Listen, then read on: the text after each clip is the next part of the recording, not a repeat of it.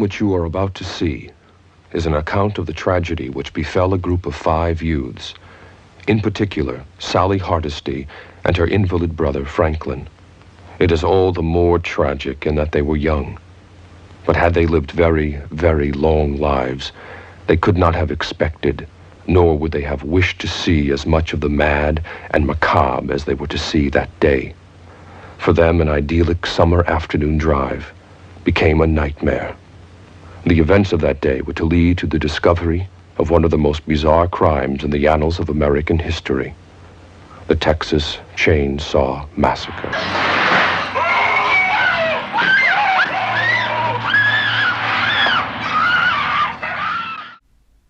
The United States has held host to numerous dark and sadistic killers. Ted Bundy, Jeff Dahmer, John Wayne Gacy. But one killer who was so heinous, so disturbing, that they inspired movies like Psycho, Silence of the Lambs, and most notoriously, the Texas Chainsaw Massacre. The killer that we're going to be talking about today is none other than the Ghoul of Plainfield, Ed Gein. In 1954, a late night in Plainfield, Wisconsin, a town of less than 800 people, Mary Hogan is cleaning up her tavern. She's left alone with one man left in her bar. She's not scared of him. She's typically a tough woman and has had many run-ins with drunken, disorderly men. This man in particular pulls out a gun and shoots her point blank in the forehead. The following morning, the woman is nowhere to be found. Sheriff Harold S. Topman, a father of 12, is very used to typical small crimes, such as petty larceny, robbery. Nothing can prepare Sheriff Topman for what he's about to experience. Sheriff Topman goes to the tavern. Upon arrival, he sees a violent struggle that had occurred and sees blood all over the floor, including streak marks that went from the tavern to the back door. At first, the assumption was a robbery, but Sheriff Topman quickly realized something more disturbing had happened. Cash was taken, but also Mary's body. On the bar, there also sat a coffee cup upside down with a bloody fingerprint. By the bar, there also was a long trail of blood that leads to the back door of the bar, and then the sheriff had also found tire tracks as well by the back door, clearly indicating a body was dragged from a bar to a vehicle that was sitting behind the building. It was said by witnesses that Mary had closed the bar by 4:30 and that later she must have let someone else in. She proceeded to make whoever this was a cup of coffee. It's presumed Mary knew this individual. It was loosely believed that Mary had potentially ran a brothel in Chicago, and so to get away from her life and her past, she had moved to Plainfield, leading some to believe she may have been tracked down by the mob or some sort of organized crime syndicate. There's a problem with this theory, though. Mobsters typically don't leave such disorganized crime scenes. You either see a body or you don't at all.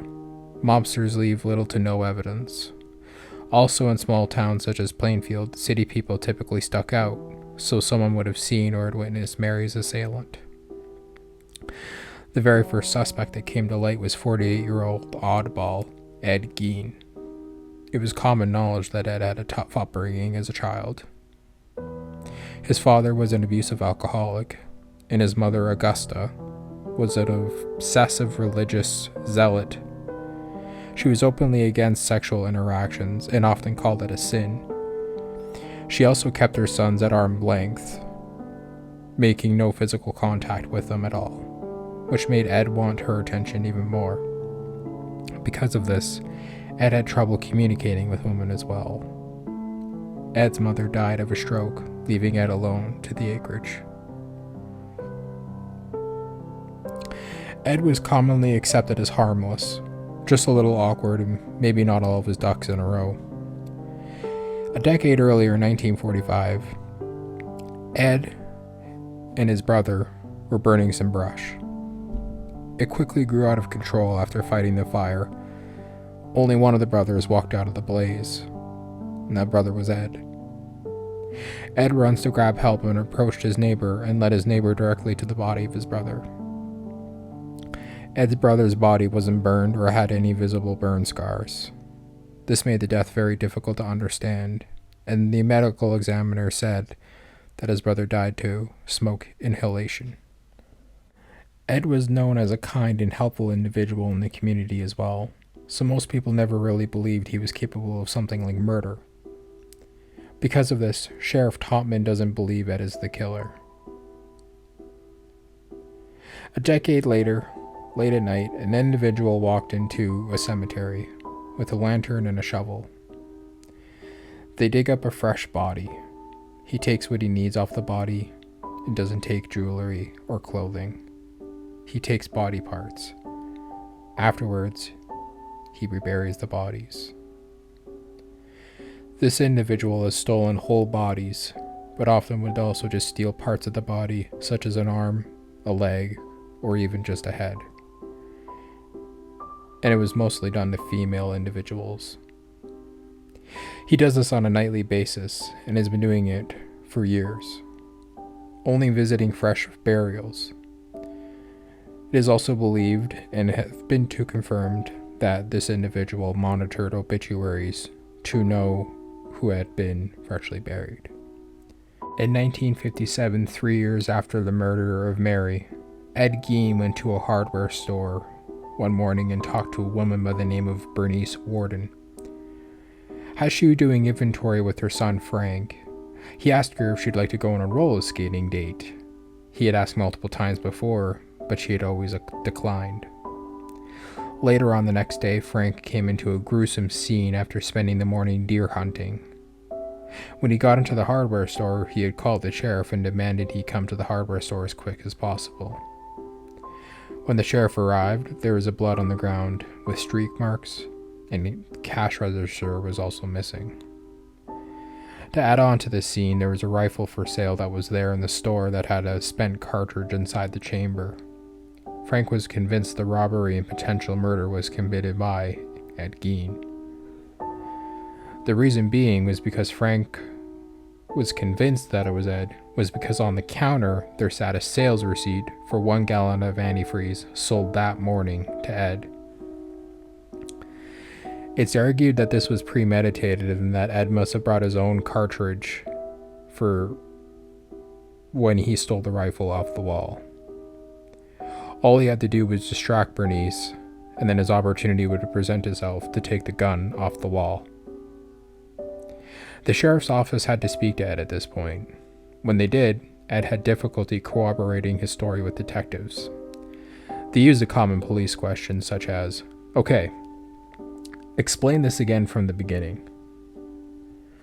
Because of his disorganized and psychotic and schizophrenic thought process and brain, his thought process clearly was the downfall of him. He couldn't, for the life of him, tell a straight story. The sheriffs had to investigate Ed's home at this point in the investigation.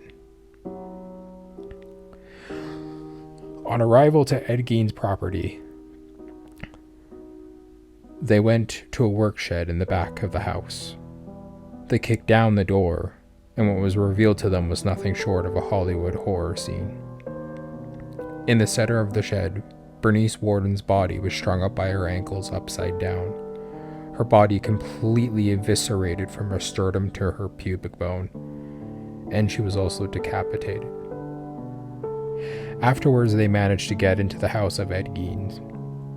His house clearly reinstated how fractured Ed's mind really was. His house was in a state of dismay. In most directions you looked, you would find shrunken heads and a female human skull that he had stolen from the cemetery. There are many other things of the macabre in this home.